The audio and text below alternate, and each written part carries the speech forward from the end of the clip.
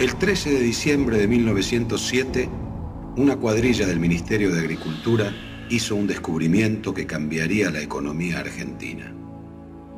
Perforando un pozo en Comodoro Rivadavia en busca de agua, hallaron petróleo. Claro que este descubrimiento no fue casual. Cada una de estas perforaciones eran evaluadas para aprovechar futuros emprendimientos. Aunque ya en la década de 1880, la compañía mendocina de petróleo de la familia Fader intentó la explotación de hidrocarburos, es en 1907 cuando comienza la producción continua y sostenida en el país. De esta manera, Argentina hacía su ingreso en la revolución energética del siglo XX. La primera perforación en Comodoro Rivadavia se hizo en 1903, pero el pozo debió ser abandonado tras un accidente. Durante mucho tiempo se discutió si efectivamente buscaban agua o iban detrás del petróleo. 4 años más tarde, el ingeniero Enrique Hermite, a cargo de la División Minas, Geología e Hidrología del Ministerio de Agricultura, retomó las perforaciones. Lo que encontró superó todas las expectativas.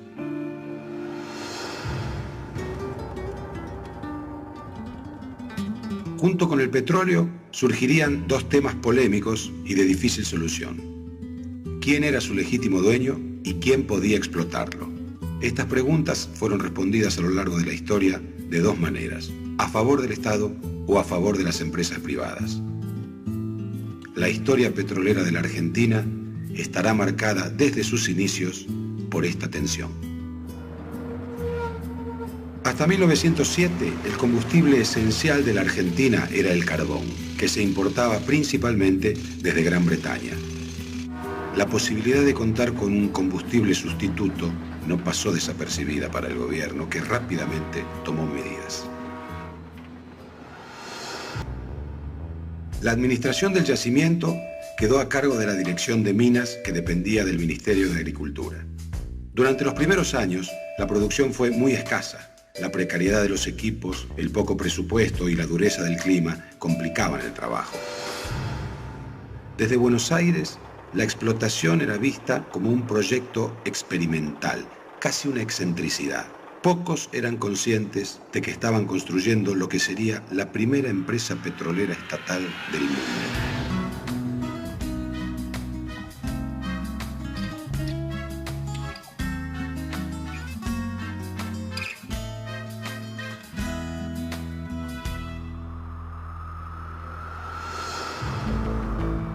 En 1910 asumió la presidencia del país Roque Sáenz Peña. Una de sus primeras medidas fue decretar que la explotación petrolera en la zona de reserva la haría el Estado. Se creó así la Dirección General de Explotación del Petróleo de Comodoro Rivadavia, embrión de la futura YPF. La comisión administradora estaba presidida por el ingeniero Luis Augusto Huergo, de la que también formaba parte Enrique Hermite, 2 nombres fundamentales en la historia del petróleo argentino. La posición del ingeniero Huergo en ese documento es, no, la propiedad del recurso es del Estado Nacional y el Estado Nacional debe explotar esto por una compañía nacional para frenar el interés que iban a tener otras compañías internacionales de venir a localizarse en esta zona para tratar de explotar el recurso. Y otro dato de ese memorando que lo hizo famoso y que lo convirtió a la larga en un documento muy importante para las corrientes más nacionalistas de tanto de Argentina como de América Latina en materia de petróleo, fue que él ahí hizo una denuncia muy fuerte contra los trusts, o sea, los grandes monopolios internacionales de petróleo. En marzo de 1916 se realizó la primera elección bajo la ley Sáenz Peña, que otorgaba a los hombres el voto universal, secreto y obligatorio. Resultó elegido Hipólito Yrigoyen, líder de la Unión Cívica Radical. Para entonces, la explotación estatal de Comodoro Rivadavia se encontraba consolidada, con capacidad e infraestructuras suficientes para sostener una producción regular. Hipólito Yrigoyen asumió la presidencia el 12 de octubre de 1916. Fue el primer gobernante elegido por el voto popular que puso fin al dominio de los conservadores que gobernaban el país desde 1880. La economía argentina estaba sufriendo el impacto de la guerra en Europa. Su gobierno enfrentó una importante crisis de abastecimiento de energía, extremadamente dependiente del carbón inglés. Ante semejante panorama era clave continuar impulsando la producción petrolera local. Yrigoyen intentó, sin suerte, que el Congreso aprobara algunas medidas, entre ellas conseguir mayor financiación para Comodoro. Las relaciones entre su gobierno y la comisión administradora se deterioraban rápidamente por fuertes discrepancias con respecto a las políticas que se implementarían. La gran huelga general que se desató a fines de 1917 en Comodoro provocó el fin de la comisión. Con el fin de la guerra, un nuevo fenómeno impulsó la industria petrolera, el automóvil. Nacían millares de nuevos consumidores y las principales empresas americanas y europeas expandían sus fronteras en busca de reservas para satisfacer los rugientes motores. En Argentina, sin ir más lejos, había cerca de 68.000 vehículos que consumían 2/3 del total de naftas en Sudamérica. Un mercado más que apetecible. Por si fuera poco, en octubre de 1918 se descubrió petróleo en Plaza Huíncul, territorio nacional a 125 kilómetros de Neuquén. Las compañías internacionales se lanzaron al negocio de la explotación de petróleo en Argentina. Toda la renta petrolera era para el sector privado. Y tampoco en esos años, antes de 1930, se pagaba impuesto a las ganancias en Argentina. O sea que era un negocio redondo. Por eso, ya desde la década del 20, en ese caso el presidente Alvear y sus ministros, intentan cambiar la legislación petrolera, porque todos eran conscientes de que allí había una renta que, al menos en parte, tenía que ser para el Estado.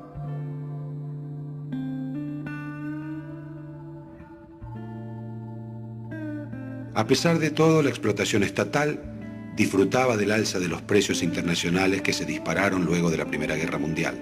Pero en materia de producción, el panorama era preocupante. El yacimiento de Comodoro, perforado sin cuidado a lo largo de más de 10 años, perdía presión y su rendimiento comenzaba a declinar.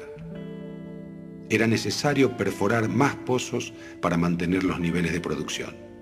Mientras la rentabilidad disminuía, los gastos aumentaban. La administración estatal del petróleo entró en una profunda crisis política. La respuesta de Yrigoyen fue la creación por decreto, el 3 de junio de 1922, de la Dirección General de Yacimientos Petrolíferos Fiscales, bajo la dirección de Eudoro Vargas Gómez. La futura petrolera estatal ya tenía un nombre: YPF.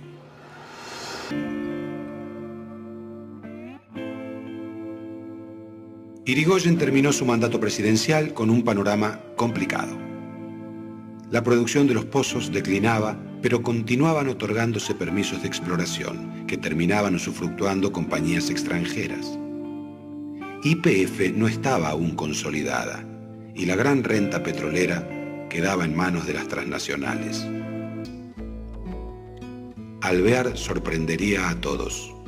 Durante su gobierno, y gracias al impulso de la administración de Enrique Mosconi, se consolidaría como un actor central de la economía argentina. De allí en más, la tensión ya no sería entre explotación estatal o privada, sino entre explotación estatal nacional o explotación privada extranjera.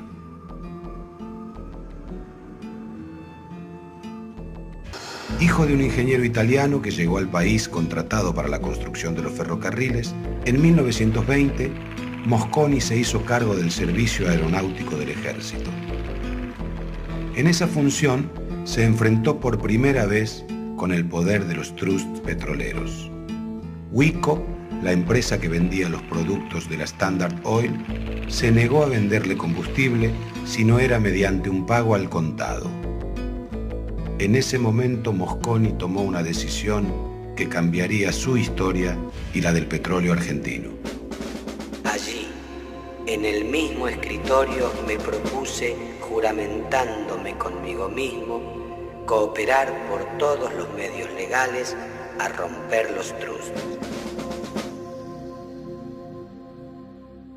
Sus políticas en YPF cumplirían con este juramento.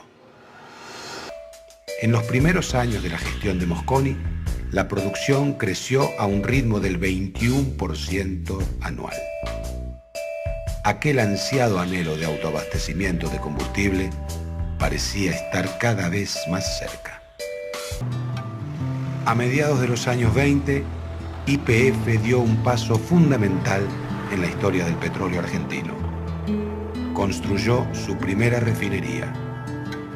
Hasta ese momento la petrolera estatal lideraba la producción de crudo, pero su actividad era prácticamente nula en la refinación y la comercialización de combustibles.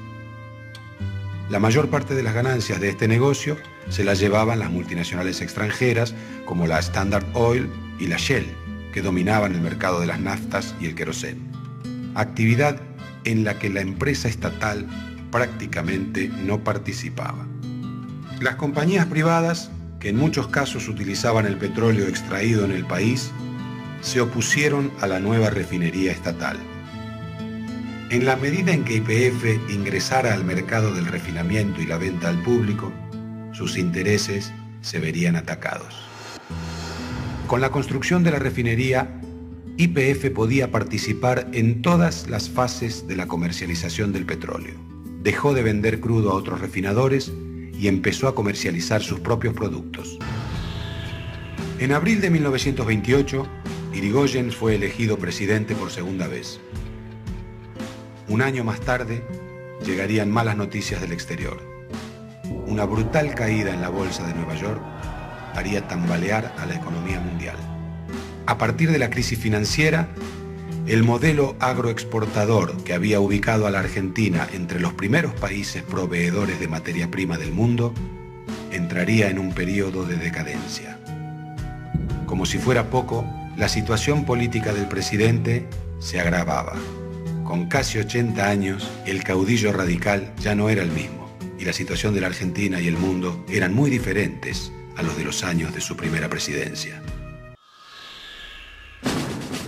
En septiembre de 1930, el gobierno de Irigoyen finalmente cae. Un golpe de Estado, liderado por el general José Félix Uriburu, rompe por primera vez la legalidad democrática e inaugura una triste etapa de nuestra historia signada por las intervenciones militares. El irigoyenismo denunció las relaciones entre los golpistas y los intereses petroleros, especialmente la norteamericana Standard Oil.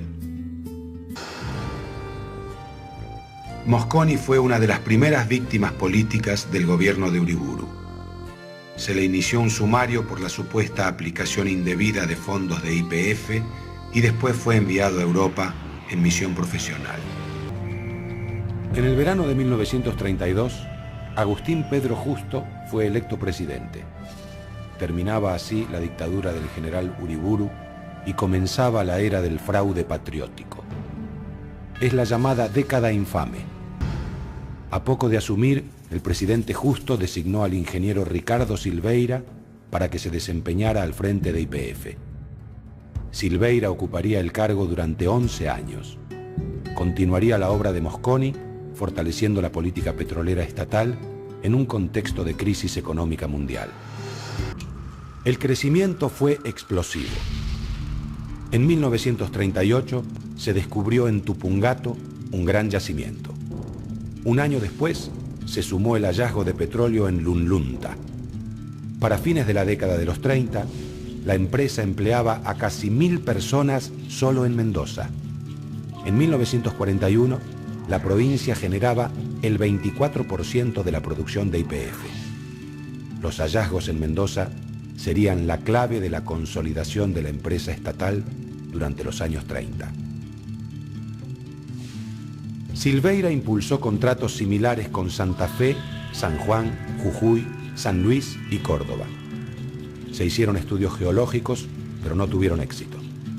La pelea importante por el petróleo argentino se dio en Salta, contra la Standard Oil. la petrolera más grande del mundo. Durante el gobierno de Uriburu, el interventor de Salta había firmado un contrato de explotación a favor de la Standard Oil. Ese contrato fue anulado, pero en marzo de 1932, la Corte Suprema ratificó las concesiones en territorio salteño. YPF contraatacó negociando otro contrato que bloqueaba el avance de la Standard. Este nunca entró en vigencia debido a que el Parlamento salteño impuso condiciones inaceptables para YPF. Salta contraatacó y firmó entonces un nuevo acuerdo con la Standard Oil que, sin perder tiempo, comenzó a construir un oleoducto y montó campamento en Tartagal. La pelea parecía perdida para YPF.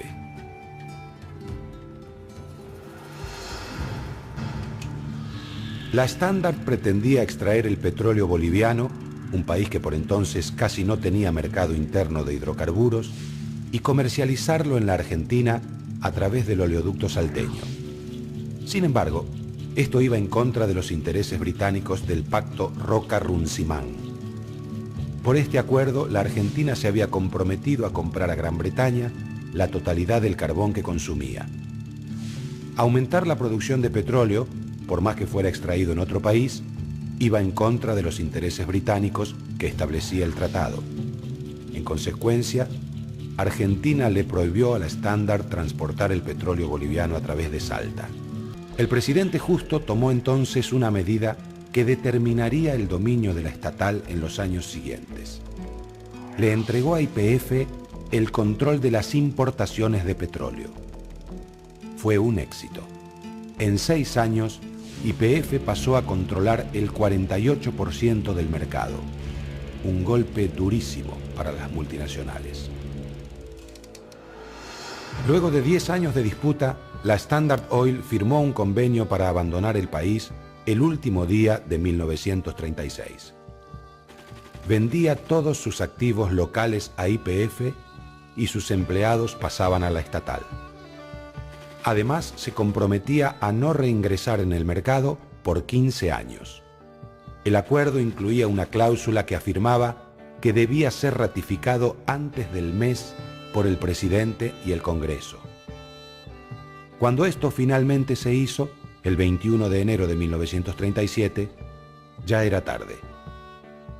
La Standard había hecho uso de la cláusula y se había quedado en el país operando en la refinación y venta de combustible al público hasta nuestros días con la marca Esso. El Estado obtuvo el control de los hidrocarburos, pero nunca se logró expulsar a las petroleras transnacionales. Gracias al control de las importaciones, la segunda mitad de la década de los 30 fue una etapa de esplendor para YPF. Aunque el monopolio del Estado no se concretó, las empresas privadas fueron relegadas a un rol secundario. La prioridad era encontrar nuevos yacimientos para aumentar la producción y lograr el autoabastecimiento. Se intensificaron las exploraciones y se hicieron importantes hallazgos en Mendoza, Salta, Neuquén y Chubut, en la zona de Comodoro Rivadavia y en Santa Cruz. El más importante fue el aporte de los yacimientos de Mendoza. Se instalaron nuevas refinerías en Mendoza, Salta y Santa Fe y se amplió la de La Plata. Gracias a estas inversiones, YPF triplicó su capacidad de procesamiento. En 6 años, la producción creció un 250%. Lo que le faltaba a YPF para consolidar su dominio era una red de puntos de venta eficiente. Argentina venía de una década de grandes logros en su desarrollo petrolero. Ricardo Silveira, que dirigía YPF desde 1932, había continuado la obra de desarrollo iniciada por Mosconi con mucho éxito. YPF lideraba el mercado local y durante la segunda mitad de la década de los 30 registró récords de extracción año tras año. La Segunda Guerra Mundial alteró los planes de crecimiento de la Argentina. A causa de la guerra, el comercio internacional de combustibles se restringió y nuestro país entró en emergencia energética. Durante la crisis, el presidente Castillo tomó una medida que sería decisiva en el desarrollo energético. Expropió la compañía primitiva de gas de capitales británicos que abastecía a Buenos Aires. YPF se hizo cargo del servicio con gas de querosén o de hulla, que se producía en la refinería de La Plata y en plantas de carbón. En el invierno de 1941, la crisis de abastecimiento afectó a toda la población. En 1943, cuando el destino de la guerra no estaba todavía definido, un golpe militar derrocó al gobierno del presidente Castillo. Oficiales del Grupo de Oficiales Unidos, GO, entre los que se encontraba el coronel Juan Domingo Perón, impusieron a Arturo Rawson en el poder. La llamada década infame llegaba a su fin y con él se abría una nueva etapa en la historia política argentina. En 1946 se llamó a elecciones y Perón fue elegido presidente. Soplaban vientos de cambio en la República Argentina, tanto para su vida institucional como para la actividad petrolera. Hasta ese momento, menos del 10% de la población tenía gas de red. Canesa fue el impulsor de una obra fundamental, el gasoducto que une Buenos Aires con Comodoro Rivadavia, construido por técnicos de YPF. La creación de gas del Estado fue clave para avanzar hacia la independencia energética. La red de gas que ahora abastece al 80% de los hogares de nuestro país comenzó a funcionar en esa época. Hasta ese momento, la mayoría de los argentinos se calefaccionaba y cocinaba con carbón o querosén. La década de los 50 fue un periodo vital para nuestro petróleo. Su explotación ocupó un lugar central en la agenda política y fue uno de los detonadores de la caída de los gobiernos de Juan Domingo Perón y de Arturo Frondizi. Fueron los años de los contratos con las empresas extranjeras, las políticas desarrollistas y la llegada de las grandes automotrices. Una época compleja y contradictoria, en la que los que se decían nacionalistas negociaban contratos con la Standard Oil de California y muchos de los que se decían liberales defendían el monopolio estatal de YPF. ¿Cómo comprender esta época?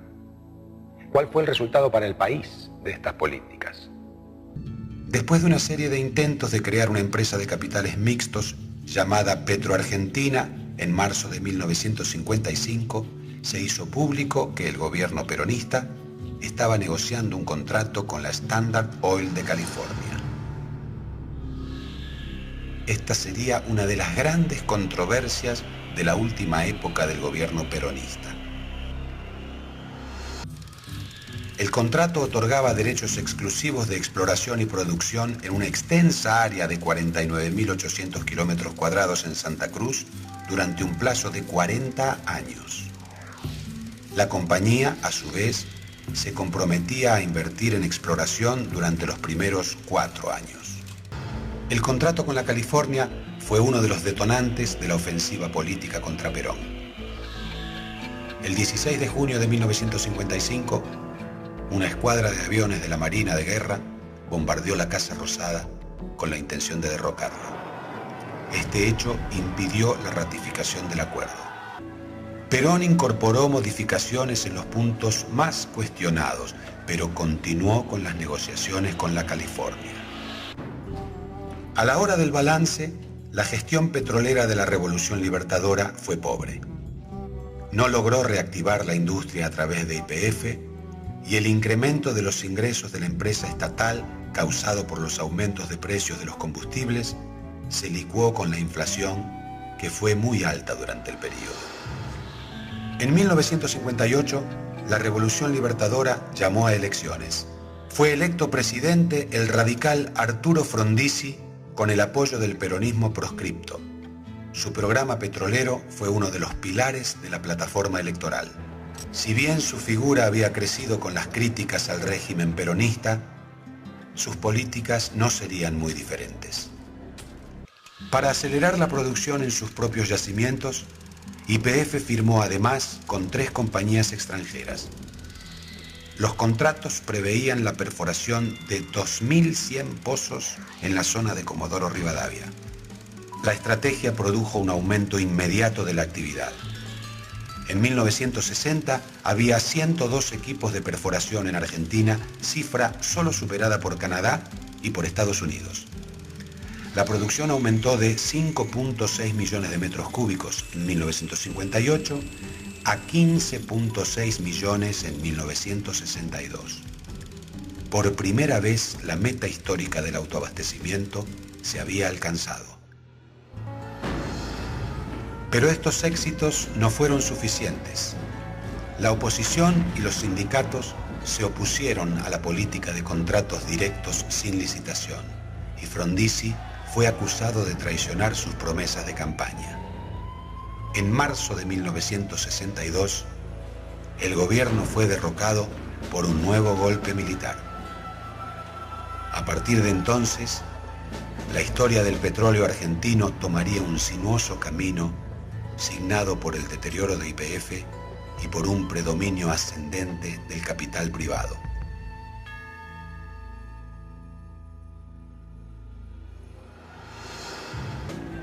Tras la caída de Frondizi estaban quienes pretendían continuar con su línea y generar nuevos acuerdos, y quienes querían devolver el control total de la producción y la comercialización a la petrolera estatal. El directorio de YPF sometió a votación la nulidad de los contratos de Frondizi. La propuesta fue rechazada por un margen estrecho. En este contexto, el 7 de julio de 1963, se celebraron elecciones presidenciales. Con el peronismo nuevamente proscrito, resultó electo el radical Arturo Humberto Ilia. Al frente de YPF fue nombrado Facundo Suárez.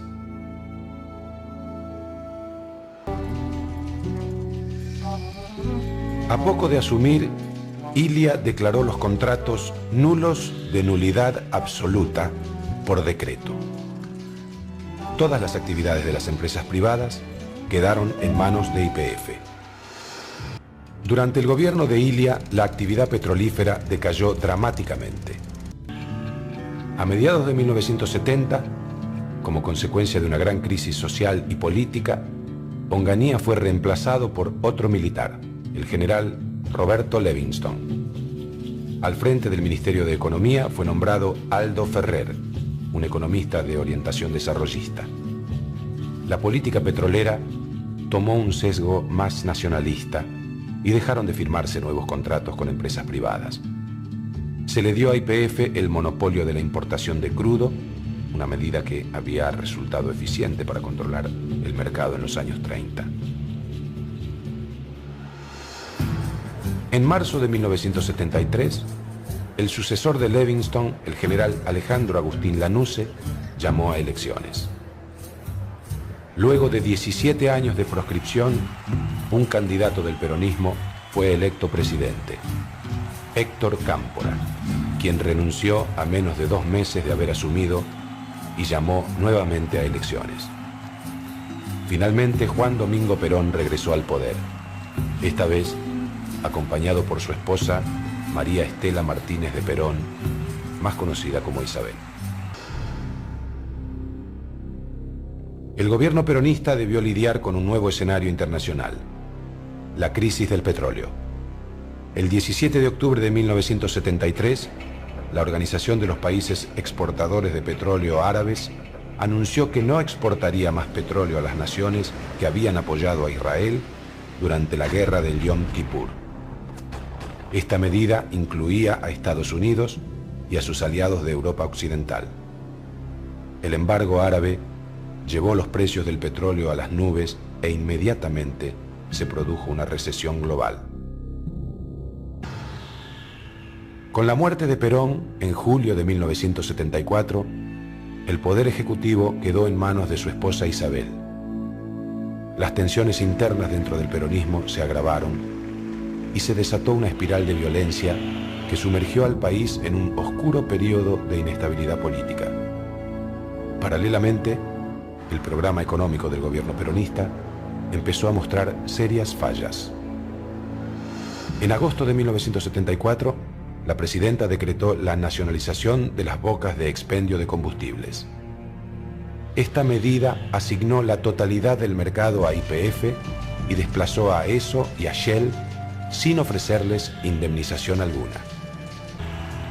Para 1975, el gobierno de Isabel Perón estaba muy debilitado.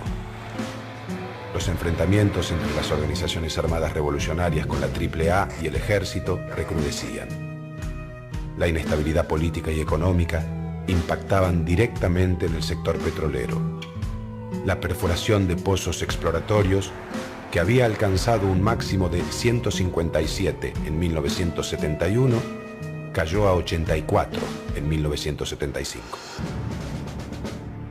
Ese era el contexto cuando, el 24 de marzo de 1976, un nuevo golpe militar, liderado por el general Jorge Rafael Videla, derrocó a Estela Martínez de Perón y tomó el poder. Ese día comenzó uno de los periodos más oscuros de la historia argentina. La historia del petróleo acompañaría los vaivenes políticos. En 1977, el gobierno militar modificó la estructura jurídica de YPF, convirtiéndola en una sociedad del Estado. El objetivo era darle una mayor independencia comercial y financiera para que pudiera competir con las privadas. Al frente de la empresa se nombró a Raúl Ondartz. Ondartz intentó reorganizar la empresa, redujo la cantidad de personal y la defendió frente a las autoridades económicas que le imponían precios de venta. En términos de producción, la estrategia de Ondartz tuvo éxito. Entre 1976 y 1980, la extracción de crudo aumentó un 23% y superó los 28 millones de metros cúbicos. El aporte de los contratistas privados que trabajaban para YPF fue importante. Del 24% de la producción estatal en 1977, pasaron al 35% en 1980. Pese a los éxitos en materia de extracción, YPF se descapitalizaba. Los precios netos que recibía por la venta de sus productos sufrieron una caída real del 50%. Las autoridades económicas no querían aumentar los precios para no agravar el problema inflacionario. Además, el Banco Central forzó a la compañía a endeudarse en moneda extranjera, una decisión que dejaba a la empresa estatal muy expuesta al creciente riesgo de una devaluación del peso. A fines de 1980, YPF debía 4.870 millones de dólares. Casi la totalidad de la deuda era en moneda extranjera. El gobierno incluso llegó a utilizar a YPF para endeudarse en el exterior y traer dólares al país para aumentar el nivel de reservas. En marzo de 1981, Videla fue reemplazado por el general Roberto Viola. Ese año se vivió una gran crisis económica y las fuertes devaluaciones destruyeron la situación patrimonial de YPF. Los precios de venta de la petrolera nacional quedaron nuevamente rezagados y la empresa tuvo grandes pérdidas. Su deuda se duplicó y a fines de 1981 era equivalente a casi 2 años de ventas. En 1982, una escandalosa resolución del Banco Central a cargo de Domingo Cavallo nacionalizó la deuda de los sectores privados, la cual permitió a estas empresas licuar sus deudas en dólares y convertirlas a moneda local. YPF, al ser una sociedad del Estado, no pudo acceder a este beneficio. En abril de 1981, el ingeniero Carlos Benaglia, que había sucedido a Ondartz en la presidencia de YPF, fue reemplazado por el general Guillermo Suárez Mason. Su gestión de casi un año agravó los problemas financieros y aumentó la corrupción. El 11 de diciembre de 1981, Viola fue reemplazado por Leopoldo Fortunato Galtieri. En un contexto de fuerte deterioro de la situación política y económica, Galtieri encabezó la aventura militar llamada Operación Rosario, que consistía en recobrar por la fuerza las Islas Malvinas. Después de la derrota de Malvinas, el gobierno militar tuvo que entregar el poder.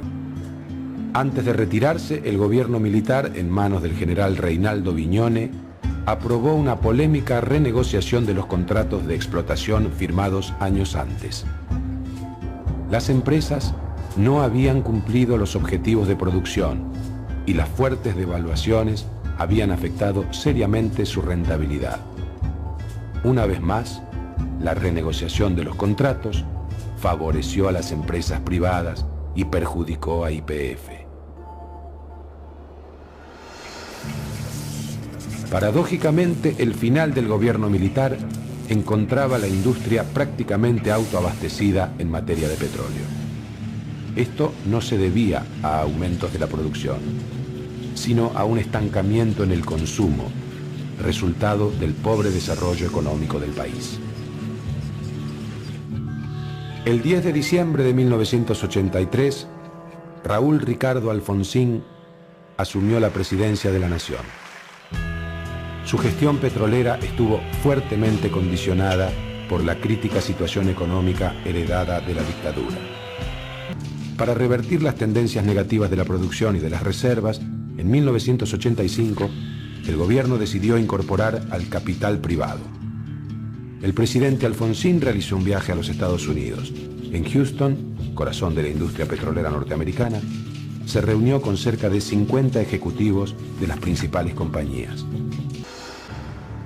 A comienzos de 1988, el ministro Terráneo y el economista Daniel Montamat, quien estaba al frente de YPF, idearon el Petroplan. Los coletazos de esta propuesta generaron diversas reacciones, como la renuncia del secretario de Energía Jorge Lapeña, que era partidario de mantener YPF en el centro de la industria. El Petroplan no llegó a ponerse en práctica. El deterioro político del gobierno de Alfonsín, minado por alzamientos militares, huelgas y la crisis hiperinflacionaria de 1989, obligó a adelantar el traspaso de poder. Como el resto del Estado argentino, YPF parecía haber tocado fondo y se imponían profundos cambios estructurales. En medio de la crisis, asumía un nuevo gobierno y comenzaba una década clave para las empresas estatales. Se abría un nuevo capítulo en la historia del petróleo argentino.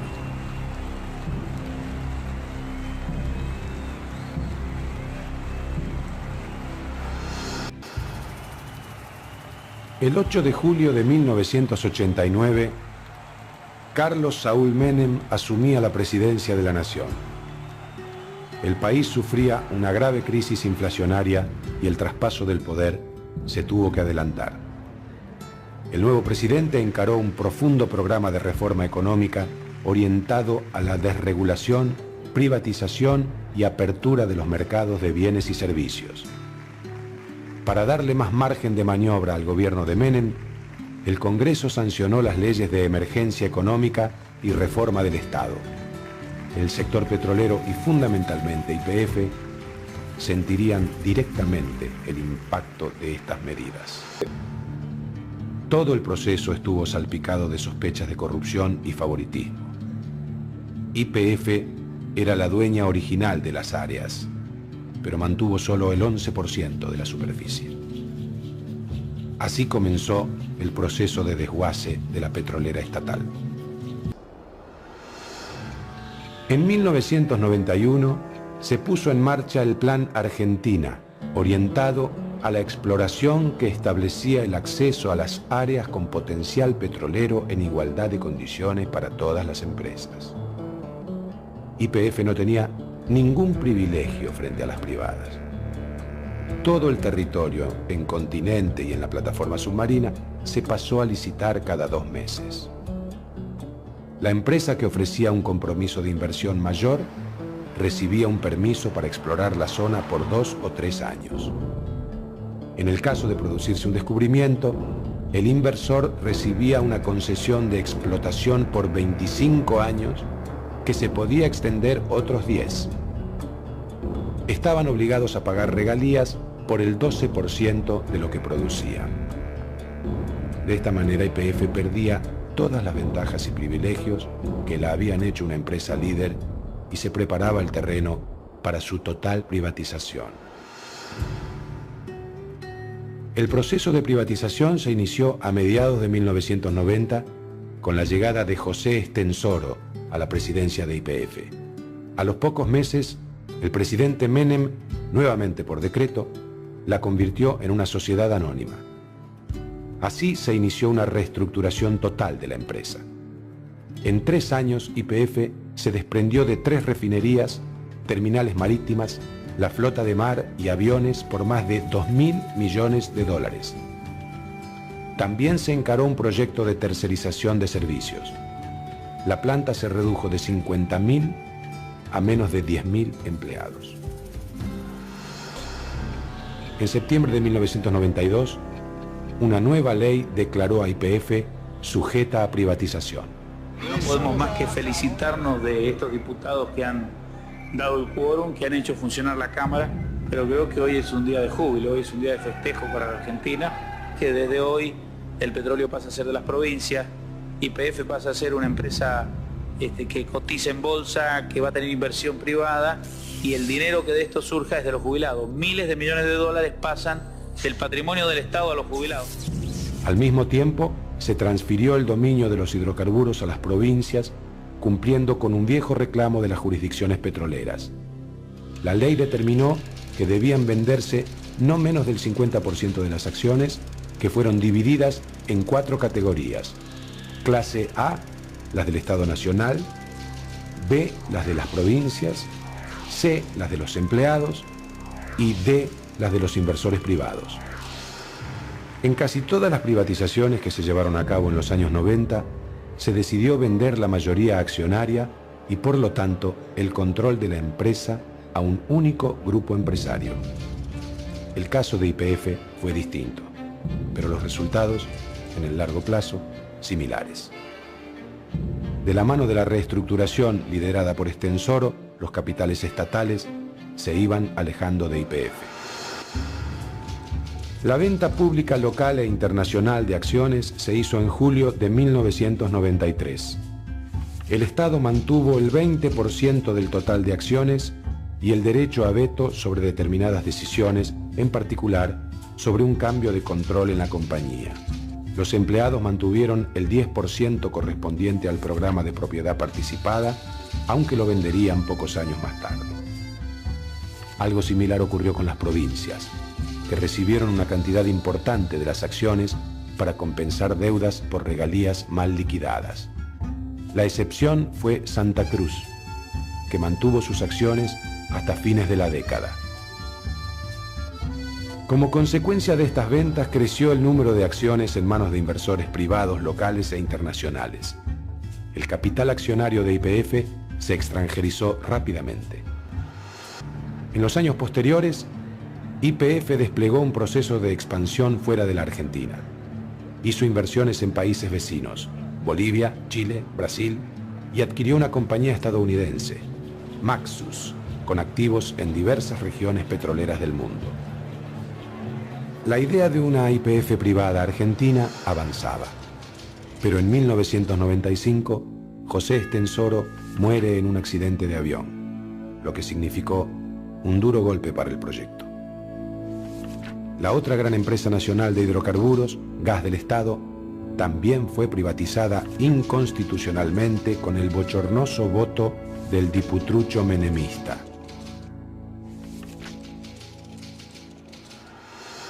El proceso de privatización de los años 90 terminó por consolidar un grupo de compañías petroleras locales que habían dado sus primeros pasos algunas décadas antes como proveedores y contratistas de YPF. Pérez Companc, Bridas, Astra, Petrolera San Jorge, Plus Petrol y Tec Petrol pasaron a ocupar un rol más importante. A este grupo se sumó la propia YPF, en igualdad de condiciones, luego de su privatización. Al finalizar la década de los 90, la industria petrolera argentina estaba completamente privatizada y en manos extranjeras. El saldo de las privatizaciones fue muy negativo para el país. El crecimiento de la producción de petróleo llegó a un límite en 1998 y a partir de 1999 comenzó una caída sostenida. Los principales yacimientos han declinado en su producción, lo que hace que casi no queden grandes saldos exportables como en los años 90. Como ocurriera durante todo el siglo XX, el sector energético entró en crisis una vez más.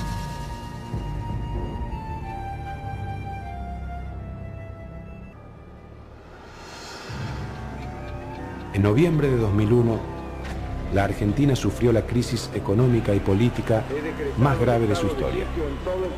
La renuncia del presidente Fernando de la Rúa, en medio del estallido social de diciembre de ese año, desembocó en una gran recesión. La paulatina salida de la crisis encuentra al país en una situación de fragilidad energética. La estabilización institucional lograda a partir de 2003 no parece haber incidido en las políticas petroleras. Los pasos dados desde entonces han sido escasos. Hoy la Argentina debe importar petróleo y gas. Sus yacimientos están en manos extranjeras. El único descubrimiento de importancia de los últimos años fue hecho por Pan American Energy en la provincia de Chubut. En 2007, el grupo Petersen, de capitales argentinos, compró el 14,9% de las acciones de YPF y se prevé que adquiera otro 10% en los próximos años. Sin embargo, también en 2007 fue renovado el contrato con Pan American Energy en Cerro Dragón hasta el año 2047. La pérdida de soberanía en materia de hidrocarburos parece estar lejos de revertirse. El futuro energético del país parece estar orientado a la integración con los países productores del Mercosur, como Venezuela, Bolivia y Brasil. El desarrollo de biocombustibles, como el biodiesel y el etanol, podría ser una alternativa para sustituir a los hidrocarburos. Otra opción es la reactivación del desarrollo de la energía nuclear, como se está dando en muchos países de Europa. Durante el siglo XXI, la energía será aún más importante de lo que fue en el siglo XX. Recuperar la soberanía energética y generar políticas sustentables es uno de los grandes desafíos para los gobiernos por venir.